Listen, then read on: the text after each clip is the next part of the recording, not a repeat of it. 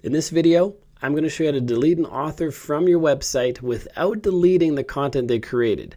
For example, if we go to posts over here, we see this test author Sam has created a post on our site, and Sam doesn't work for us anymore for whatever reason, and we want to remove Sam from the WordPress site, but we want to keep the content Sam created.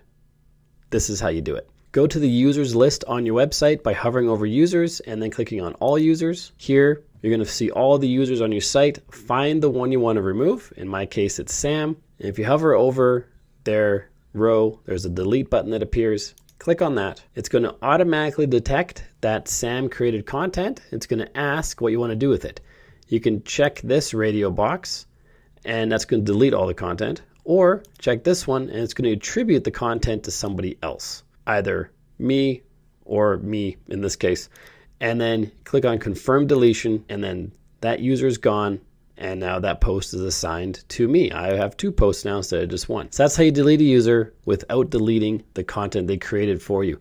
I hope you got value from this video. If you did, like and subscribe to let me know. Then check out this video on your screen right now, which shows you how to create a cool author box for your blog.